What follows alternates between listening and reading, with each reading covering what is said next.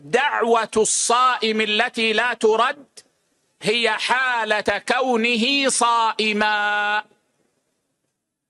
من طلوع الفجر إلى غروب الشمس. ليس هذا خاصا بوقت الغروب كما يفهم بعض الناس. بعد الفجر، ضحى، بعد الظهر، بعد العصر. لكن لا شك أن لآخر العمل مزية في الدعاء،